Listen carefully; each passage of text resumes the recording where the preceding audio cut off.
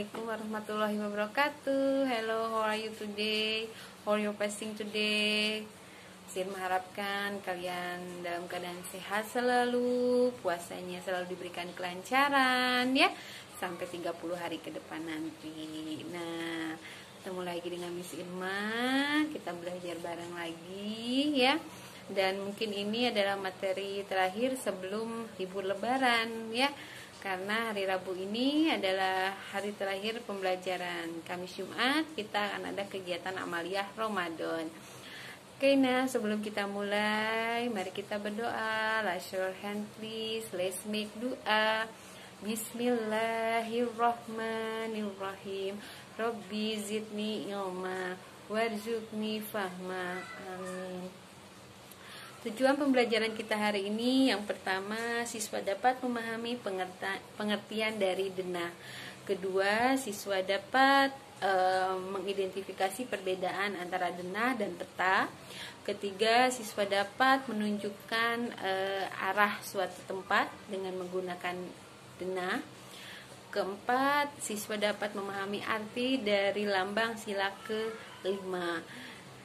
Kelima, siswa dapat memahami cara membaca diagram batang. Oke, itu yang akan kita pelajari hari ini. Sebelum kita mulai, mari kita baca bismillah bersama-sama. Let's say basmalah together.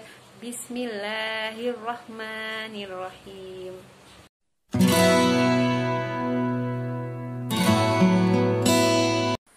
Materi pertama yang kita bahas yaitu mengenai denah. Ya, apa sih denah itu? Denah adalah gambar yang menunjukkan letak, kota, jalan, dan sebagainya. Denah juga dapat menggambarkan letak ruangan dalam suatu rumah atau bangunan. Terus apa kegunaan denah? Nah, dengan kita melihat denah, kita bisa menemukan tempat dan jalan yang kita tuju dengan mudah. Sekarang, apakah denah sama dengan peta?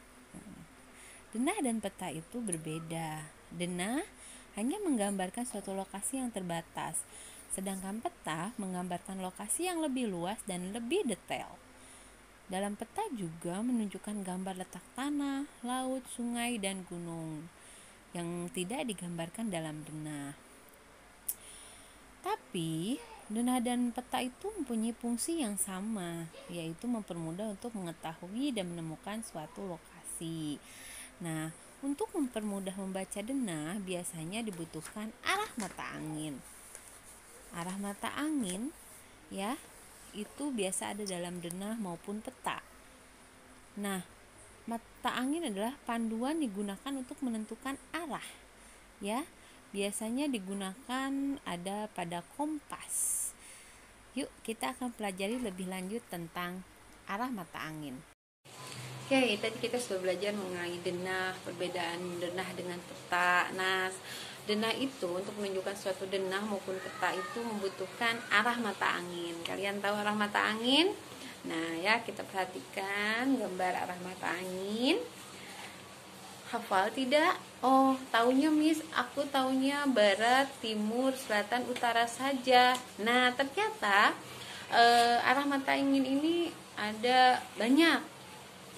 Ya, coba perhatikan, ada BL, PU, itu apa sih Miss? Nah, mungkin kalian bingung, ya. Nah, kita untuk arah utara itu dilambangkan dengan U. Terus arah timur laut TL, arah timur T, arah tenggara itu TG, arah selatan S, ya, ada di bawah, biasanya di sebelah bawah. Terus arah barat daya BD, barat B, dan arah barat laut BL. Jadi ada 8 arah mata angin. Aduh Miss, susah banget ngapalinnya. Tenang, Miss Irma punya lagu untuk mempermudah kalian belajar arah mata angin. Ya, siap-siap perhatikan tapi ya arah mata anginnya ya untuk menghafal. Kita mulai dari barat. Lagunya begini. Barat, barat laut, utara, timur laut, timur, tenggara, selatan, barat, daya. Nah, Itu cara menghafalnya. Ulangi lagi ya.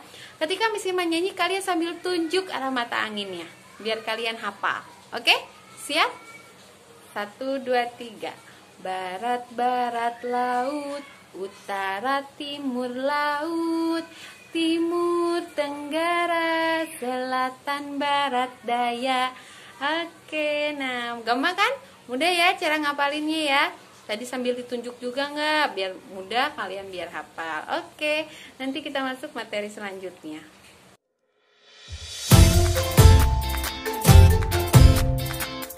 Oke, kita sekarang masuk ke materi cara membaca diagram gambar. Sebelumnya kalian sudah belajar mengenai diagram batang ya.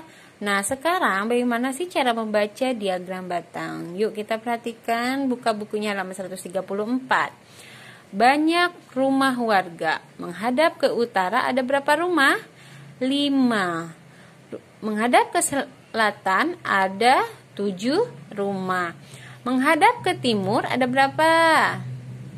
Ada 10 rumah. Menghadap ke barat ada 3 rumah. Nah, untuk cara membaca diagram batang ini biasanya ada soal di bawahnya. Ya, simbol satu rumah ini mewakili satu rumah ya. Banyak rumah yang menghadap ke timur ada berapa? 10. Ini kan 1, 2, 3, 4, 5, 6, 7, 8, 9, 10. Banyak rumah warga yang menghadap ke selatan. Ada berapa? 7. Banyak rumah warga yang menghadap ke utara, ada 5. Banyak rumah warga yang menghadap ke barat, ada 3. Jumlah rumah warga yang ditemui Cika dan teman-temannya. Nah, kalau ini jumlah, berarti jumlah ini kalian harus menghitung jumlah seluruh rumah yang menghadap utara, selatan, timur, dan barat. Dihitung semua jumlah rumah ini. Totalnya ada 1, 2, 3, 4, 5, 6, 7, 8, 9, 10, 11, 12, 13, 14, 15, 16, 17, 18, 19, 20, 21, 22, 23, 24, 25. Jadi jumlah rumah warga yang ditemui Cika dan teman-temannya ada 25 rumah. Seperti itu, Nak. Nah, selanjutnya coba buka halaman 135 ya. Ini nggak Miss Irma kasih latihan, tapi kita bahas bareng untuk belajar. Nomor 1, pelajaran yang disukai siswa SD Matahari 1. Matematika ada berapa orang? 4 orang. IPA 5. IPS 2. Bahasa Indonesia 4. Bahasa Inggris 3. Coba kalian lihat di sebelahnya ada keterangan loh. 1 orang ini mewakili 10 siswa ya. Jadi 1 orang ini mewakili 10 siswa. Nah, jadi ini bukan 4. Jadi 1 siswa ini 10. Maka yang suka matematika ada berapa? 10 dikali 4, 40. Seperti itu ya, Nak ya. Nah, IPA tadi ada 5. Ternyata 1 gambar manusia itu mewakili 10 siswa. Ini ada 5 gambar anak ya. Nah, 5 kali 10 50. Oke, yang IPS mewakili 10 siswa. Ini ada 2. Berarti 10 kali 2 20. Bahasa Indonesia ada 4. 10 kali 4 40. Dan bahasa Inggris ada 3. 10 kali 3 30. Seperti itu. Jadi kalian kalau ada kata keterangan, tolong dibaca yang teliti. Maksudnya apa? Ternyata di sini keterangannya 1 siswa ini mewakili, 1 gambar siswa ini mewakili 10 siswa. Ya. Jadi kalian kalikan 10. Nah, kita jawab sekarang pertanyaannya. Pelajaran yang paling banyak disukai siswa SD Matahari 1 adalah pelajaran apa, Nah? IPA. Ya, sebanyak 50 kan? Sebanyak berapa? 50. Pelajaran matematika disukai oleh berapa siswa matematika? 40. Ingat, makanya tips dari Miss Irma, kalian jumlahkan, tulis dulu di buku kalian ya. Jangan langsung kalian hitung jawab soal yang di bawahnya, tapi kalian uraikan dulu dari keterangan itu. Seperti itu. Pelajaran yang paling sedikit disukai siswa SD Matahari 1 adalah paling sedikit IPS. Berapa? Hanya 20 siswa. Jumlah siswa menyukai pelajaran bahasa Indonesia dan bahasa Inggris sebanyak berapa? Nah, bahasa Indonesia berarti yang ini dan ini dijumlah 40 ditambah 30. Jadi berapa? 70. Oke. Seperti itu. Mudah ya, Naya? Contoh lagi, kita bahas lagi. Panen jeruk di Desa Mulia. 2012 ada 4. 2013 ada 3, 2014 ada 6, 2015 ada 4. Di bawah ada keterangan. Keterangan, 1 buah jeruk mewakili 50 ton. Wow, banyak. 50 ton. Oke, sekarang kita uraikan dulu. Kalian jangan dulu menjawab ke soal, tapi kita uraikan dulu ya. 54. 50 dikali 4 200 ya. Terus 2013 ada 3 jeruk, ada 50 ton, berarti 3 kali 50 150. 2014 nih banyak nih, ada 6. Nah, berarti 6 dikali 50 berapa? 6 dikali 50 sama dengan 300 ya. Dan 4 dikali 50.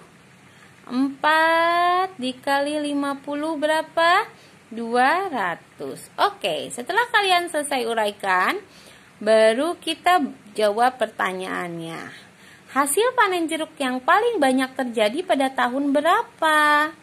Pada tahun 2014. Berapa ton banyaknya? Ada 300 ton. Ingat, pakai hasil uraian ya.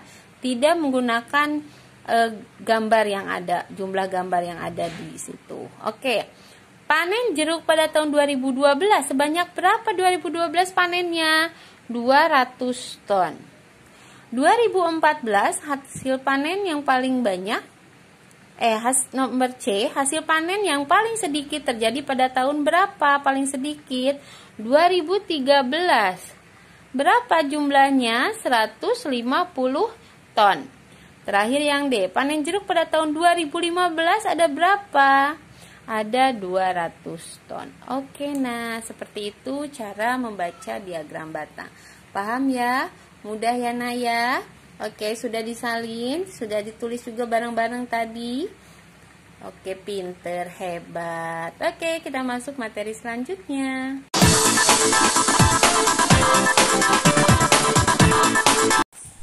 Ya, materi selanjutnya yaitu kita akan belajar mengenai arti lambang sila kelima ya.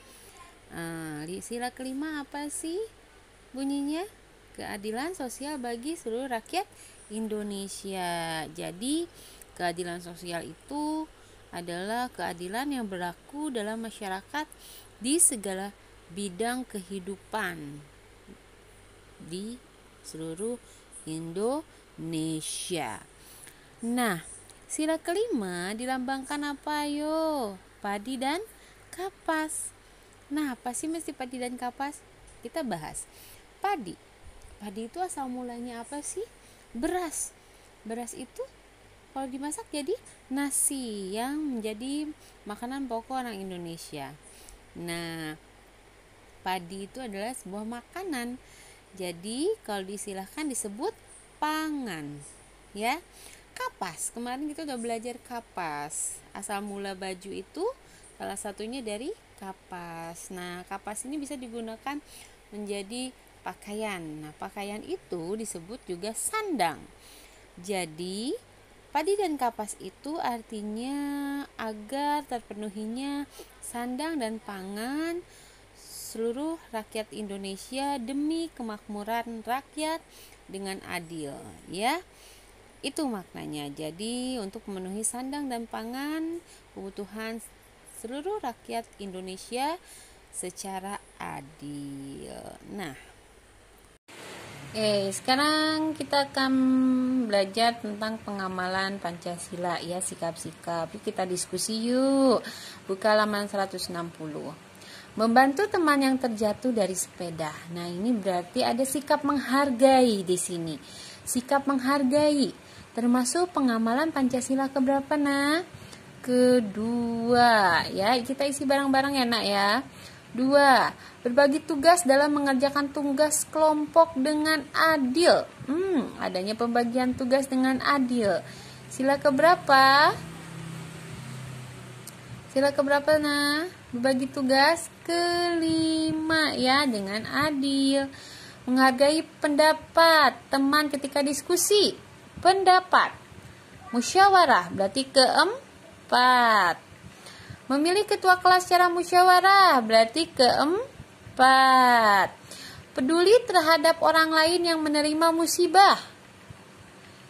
Peduli itu kelima, ya. Peduli terhadap orang lain. Menunjukkan sikap adil berarti kita. Menghormati teman yang merayakan hari raya agamanya. Sudah pasti ini ke-1. Oke. Berdasarkan tadi arti lambang sila kelima dan makna sila kelima bahwa kita harus berbuat adil. Nah, ini juga dijelaskan dalam surat An-Nahl ayat 90 tentang arti adil menurut Islam, bahwa sesungguhnya Allah menyuruh kamu berlaku adil, berbuat kebaikan, bantuan kepada kerabat. Ya, jadi ini pas sekali sesuai dengan sila kelima dalam Pancasila. Alhamdulillahirrabbilalamin. Pembelajaran kita sudah selesai, materi kita sudah selesai, tema 3H juga sudah selesai, ya. Masih mengambil inti-intinya. Nah, nanti yang tadi sudah kita bahas bareng-bareng, nanti dipelajari lagi, dibaca lagi ketika PAT nanti, ya, Nak, ya. Jadi tetap semangat belajar walaupun kita belajar secara jarak jauh, tapi insya Allah kita tetap bisa silaturahmi. Kita masih, ikatan batin kita masih dekat, ya. Walaupun kita jarak jauh, tapi kita masih ada, hati kita masih bersama. Cialah. Oke, nah, sekian belajar kita hari ini. Jangan lupa kerjakan tugasnya dengan penuh ketelitian, terus juga mandiri, ya. Kerjakan sendiri, ya, Nak, ya. Berusaha belajar sendiri. Oke, sekian dari Miss Irma. Wabillahi taufiq wal hidayah. Wassalamualaikum warahmatullahi wabarakatuh.